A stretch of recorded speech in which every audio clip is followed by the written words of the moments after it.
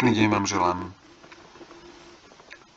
Na úvod by sme si mohli definovať legislatívny rámec, čiže právne normy upravujúce oblasť účtovníctva. Určite najdôležitejším je zákon o účtovníctve, ktorý stanovuje základné pojmy. Ďalšími významnými predstaviteľmi sú postupy účtovania a opatrenia určujúce rámcové účtové osnovy, ktoré vydáva Ministerstvo financií Slovenskej republiky. V postupoch účtovania je zachytený proces účtovania jednotlivých účtovných prípadov a v rámcových účtových osnovách sú zachytené tie známe trojčíslia jednotlivých účtov.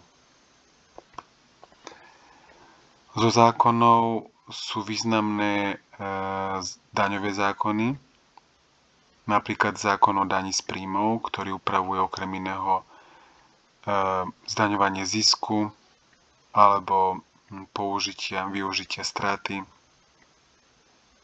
ale aj ďalšie daňové zákony, ako je zákon o DPH alebo zákon o spotrebných daniach.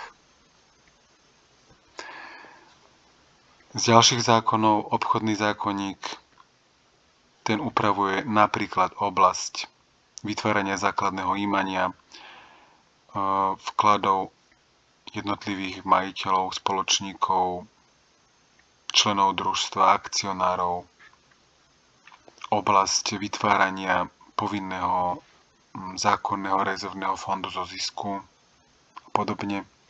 Zákonník práce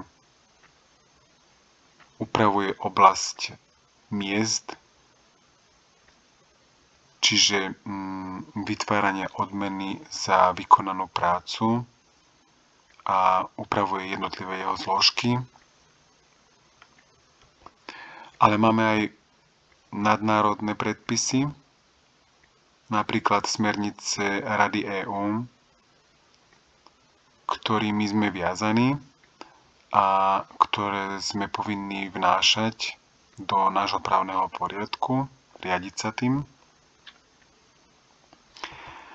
A potom sú tu ešte napríklad medzinárodné účtovné štandardy, ktoré sa týkajú predovšetkým veľkých nadnárodných korporácií a sú významné najmä z pohľadu výkazníctva. Nož a na úvod by sme si mohli ešte zadefinovať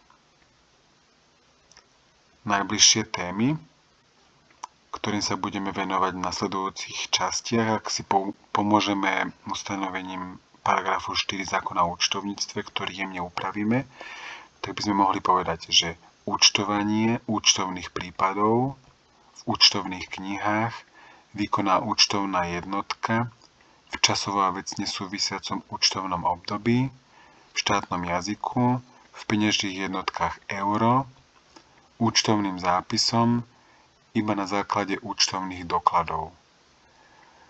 A týmto pojmom sa budeme venovať v nasledujúcich častiach.